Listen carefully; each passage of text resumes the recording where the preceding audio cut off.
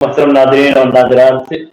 ہمارے ملی اور اسلامی بھائیوں، آج کی اسٹریم میں انشاءاللہ ہم سورۃ عبس سے متعلق بات کریں گے۔ یہ سورہ قرآن کریم کی ان سورتوں میں سے ہے جن میں نبی اکرم صلی اللہ علیہ وسلم کو ڈانٹ پھٹکار کی گئی ہے، جن سے یہ ثابت ہوتا ہے کہ نبی اکرم صلی اللہ علیہ وسلم ایک بشر تھے اور آپ صلی اللہ علیہ وسلم کی زندگی دیگر انسانوں کی طرح تھی، اور انسانی تقاضے کے مطابق جو سوچ اور فکر ہوتی ہے وہ نبی اکرم صلی اللہ علیہ وسلم کی سوچ اور فکر تھی۔ لیکن چونکہ اللہ تبارک و تعالیٰ نے اللہ کے نبی صلی اللہ علیہ وسلم کو نبوت اور رسالت سے سرفراز کیا تھا، اس لیے انسان ہونے کے باوجود محمد اللہ کے رسول اور نبی تھے۔ اس سورہ کے اندر جس بات کا تذکرہ کیا گیا ہے وہ ایک واقعہ ہے، اور اس واقعے کے اندر اللہ کے رسول صلی اللہ علیہ وسلم سے کفار قریش نے یہ مطالبہ کیا کہ آپ ہمارے اور فقیروں کے درمیان جو کمزور افراد ہیں ان کے درمیان فرق کیجیے، یا ہمارے لیے الگ مجلس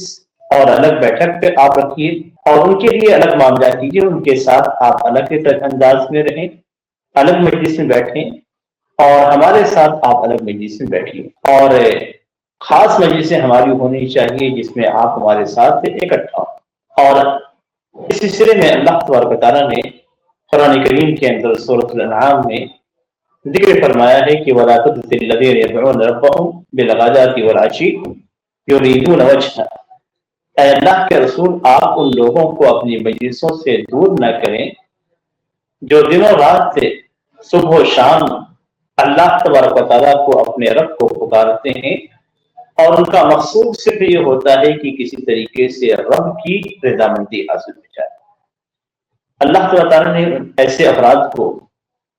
جو مسلمان تھے، کمزور تھے، بے حیثیت تھے انسانوں کی نظر میں، اللہ تعالیٰ نے ایسے لوگوں کو آیت کریمہ کے اندر بتلایا کہ ان کے اندر اخلاص ہے، یہ ایمان میں سچے ہیں، اس لیے اے محمد صلی اللہ علیہ وسلم آپ ان کو اپنے آپ سے دور نہ کریں۔ اور یہی بات اللہ تعالیٰ نے سورۃ الکہف کے اندر فرمائی وَلَا تَعْدُ عَيْنَاكَ عَنْهُمْ، کہ آپ کی آنکھیں ان سے الگ نہیں ہونی چاہیے، یعنی آپ ان سے منہ نہ موڑیں، ان کو چھوڑ کر دوسرے کی طرف نگاہ نہ ڈالیں۔ لیکن کفار قریش آئے نبی اکرم صلی اللہ علیہ وسلم کے ساتھ، انہوں نے کچھ باتیں کی اور ایک فکر رکھی، ایک سوچ رکھی کہ ایک درمیانی راستہ یہ ہوتا ہے کہ آپ ان کے ساتھ الگ ملیں، ہمارے ساتھ الگ ملیں، اور اس طریقے سے ہماری خاص مجلس ہو جس میں آپ ہمیں اسلام یا دین کے بارے میں بتلائیں۔ اللہ کے رسول صلی اللہ علیہ وسلم نے یہ سوچا کہ الگ ان کو مجلس میں الگ مجلس میں ان کو اگر دعوت دی جائے تو کوئی حرج کی بات نہیں ہے، ان کو اگر الگ مجلس میں دعوت دی جاتی ہے پھر یہ اسلام کو قبول کر لیتے ہیں، یہ مکہ کے بڑے بڑے افراد ہیں، بحیثیت لوگ ہیں،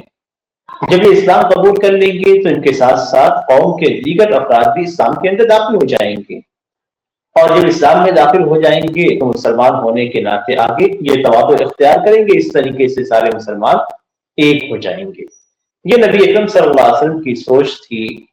اس معاملے کو اس انداز میں اللہ کے رسول صلی اللہ علیہ وسلم لینا چاہا، لیکن رب تعالی کا علم بہت عظیم ہے، رب تعالی عظیم ہے، اور اللہ تبارک و تعالیٰ کو یہ منظور نہیں تھا کہ اس طریقے سے جو اسلام لا چکے ہیں ان کو دور رکھا جائے، اور یہ لوگ جن کے اسلام لانے کی امید شاید ہی ہے ان کو قریب کر لیا جائے۔ اللہ کے رسول صلی اللہ علیہ وسلم قریش کے بڑے لوگوں کے ساتھ بیٹھے ہوئے تھے کہ حضرت عبداللہ بن ام مکتوم جو کہ نابینا صحابی تھے، ان کی نظریں نہیں تھی، وہ دیکھ نہیں پاتے تھے، ڈھونڈتے ہوئے اللہ کے رسول صلی اللہ علیہ وسلم کے پاس آئے۔ یہ واقعہ شاید مسجد حرام کا تھا یا کسی دوسری جگہ پہ،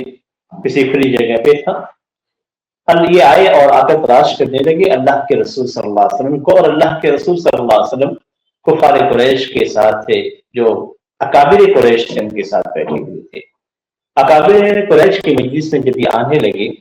تو اللہ کے رسول صلی اللہ علیہ وسلم کو ناگوار گزرا۔ آپ صلی اللہ علیہ وسلم نے کے چہرے کی رنگت تبدیل ہو گئی، ناگواری کی وجہ سے چہرے پہ ناگواری کے آثار ہو گئے، اور آپ نے عبداللہ بن مکتوم رضی اللہ تعالیٰ عنہ سے اعراض کیا، ان کو جواب نہیں دیا تاکہ وہ چلے جائیں، لیکن وہ پکارتے رہے، اللہ کے رسول صلی اللہ علیہ وسلم کو ڈھونڈتے رہے۔ تو اللہ تبارک و تعالیٰ کو اللہ کے رسول صلی اللہ علیہ وسلم کی یہ صفت، اس انداز کو اللہ تبارک و تعالیٰ نے پسند نہیں کیا، اور اللہ تبارک و تعالیٰ نے نبی اکرم صلی اللہ علیہ وسلم کو ڈانٹتے ہوئے کچھ آیتیں نازل کی۔ اب اس سے آپ سوچ سکتے ہیں کہ اللہ کے رسول صلی اللہ علیہ وسلم کو اللہ تبارک و تعالیٰ ڈانٹ دیتا ہے، ان کو پھٹکار پلا دیتا ہے، کیوں؟ اس لیے کہ شریعت کے مخالف بات ہو رہی ہے۔ تو اللہ کی رضا کے بغیر کوئی بھی چیز جب ہوتی ہے تو اللہ تبارک و تعالیٰ کو وہ چیز پسند نہیں ہے۔ اللہ تبارک و تعالیٰ ظاہری حیثیت کو نہیں دیکھتا کہ کون کتنا مال والا ہے، کتنا حسب والا ہے، کتنا نسب والا ہے۔ اللہ تبارک و تعالیٰ تو دلوں کو دیکھتا ہے کہ دل کے اندر، اس دل کے اندر کتنا ایمان ہے، اور وہ اسلام اور اللہ اس کے رسول سے کتنا قریب ہے، کتنی محبت کرتا ہے۔ یہی معاملہ ہے کہ اللہ کے رسول صلی اللہ علیہ وسلم کو ایک مومن کے تعلق سے، جو اندھے تھے ان کے تعلق سے صرف اس لیے ڈانٹ اور پھٹکار پلائی گئی کہ اللہ کے رسول صلی اللہ علیہ وسلم نے ان پر اکابرین قریش کو، جو کفار تھے، ان کو ترجیح دی۔ تو یہاں پہ صرف ترجیح دینے کی وجہ سے کہ اپنی دعوت، وہ بھی اسلام کے لیے، دعوت کے لیے، کہ اپنی دعوت کسی طریقے سے ان اکابرین قریش تک پہنچایا جائے، یا اکابرین قریش اگر ایمان لے آئیں گے تو پورا مکہ اسلام کے اندر داخل ہو جائے گا، اور جب مکہ داخل ہو جائے گا تو اسلام کی کرنیں مختلف جگہوں تک پھیل جائیں گی اور اسلام کو پھیلانے میں آسانی ہو جائے گی۔ لیکن اللہ تعالیٰ کو یہ بات سے ناگوار گزری۔ اللہ تعالیٰ نے آیت نازل کی، عبس وتولی، کہ نبی اکرم صلی اللہ علیہ وسلم نے چہرہ بگاڑ لیا ہے اور اپنے چہرے کو پھیر لیا ہے۔ یہاں پہ نبی اکرم صلی اللہ علیہ وسلم کو مخاطب کیا گیا، اور یہ بھی جاننے کی چیز ہے، حالانکہ یہ چیزیں معلوم ہے لیکن اس سے خاص خیال کرنے کی ضرورت ہے کہ یہ آیتیں اللہ کے رسول صلی اللہ علیہ وسلم پہ نازل ہوئی، اور اللہ کے رسول صلی اللہ علیہ وسلم نے ان آیتوں کو چھپایا نہیں۔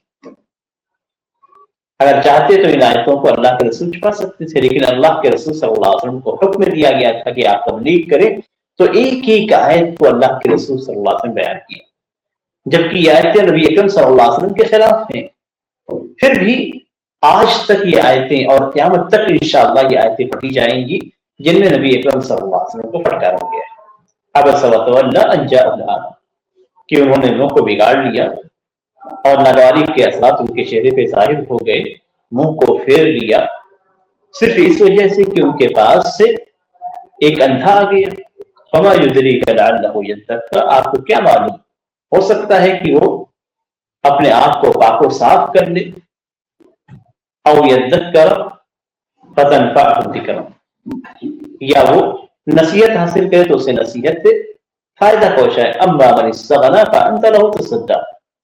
کہ جو نصیحت قبول نہیں کرتا، بے نیاز ہے آپ کی دعوت سے، تو آپ اس کے در پہ ہیں، اس کے ساتھ لگے ہوئے ہیں۔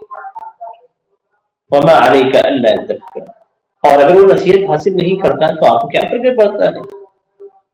تو اس طریقے سے اللہ کے رسول صلی اللہ علیہ وسلم کو پھٹکار سنائی گئی کہ اس طریقے سے آپ نے کیا، یہ چیز رب تعالیٰ کو گوارا نہیں ہے۔ رب تعالیٰ تو جو ایمان والا ہے اس سے محبت کرنا، اس سے لگاؤ رکھنا، اس کی نصیحت، اس کو نصیحت کرنا، اس بات کو پسند کرتا ہے۔ باقی آپ دعوت دیں، تو دعوت کے معاملے میں مومنین کو چھوڑ کر صرف کفار پہ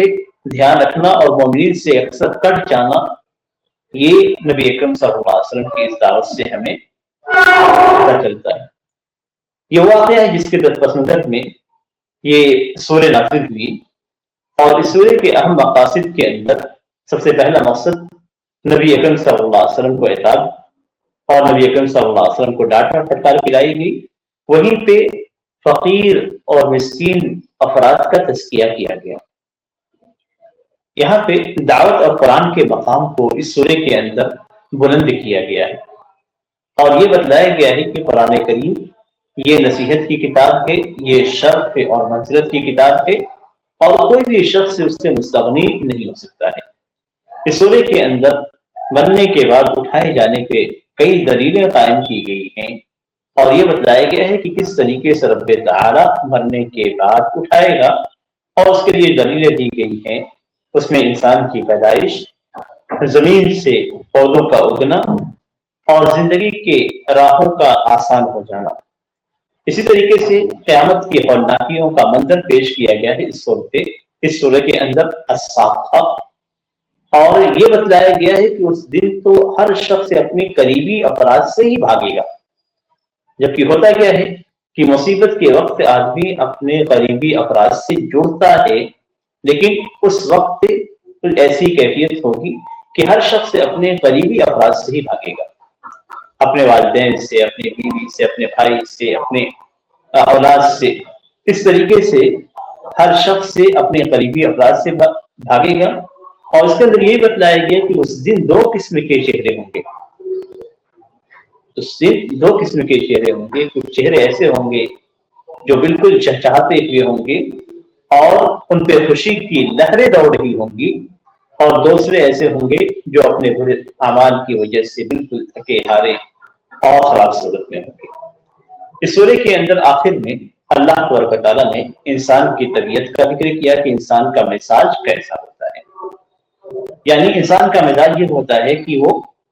کفر کرتا ہے رب تعالیٰ کے ساتھ۔ اللہ تبارک و تعالیٰ نے اس کے کفر کو ذکر کیا، اسی طریقے سے اس کی پیدائش کو بھی ذکر کیا کہ نطفے سے اللہ تبارک و تعالیٰ نے اس کو پیدا کیا، پھر کس طریقے سے اس کے معاملات کو اللہ تبارک و تعالیٰ نے بنایا اس کا ذکر کیا، اور وہیں پہ تزکیہ نفس اور تقوی اختیار کرنے کی ترغیب اللہ تبارک و تعالیٰ نے دی۔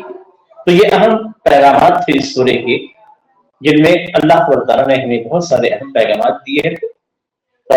دعوت کا طریقہ ہی بتلایا، اور مومنوں سے محبت کرنے کی بات ذکر کی گئی، کافروں سے اعراض کرنے کی بات ذکر کی گئی، دعوت کے معاملے میں تفریق نہ کرنے کا ذکر کیا گیا، اور ان ساری چیزوں کے ساتھ ساتھ اللہ تعالیٰ نے کئی ایک پیغامات دیے جو آخرت سے متعلق ہیں، اور اس کا خلاصہ یہ ہے کہ ہم نیک اعمال کر کے اب ان افراد میں شامل ہو سکتے ہیں جن کے چہرے قیامت کے دن خوش ہوں گے۔ اللہ تعالیٰ سے دعا ہے کہ اللہ تعالیٰ ہمیں ایسے اعمال کی توفیق دے جن اعمال کی بدولت اور ان کے اس کے سبب ہم آسانی کے ساتھ قیامت کی ہولناکیوں کو اور اس کی خطرناکیوں کو پار کر سکیں۔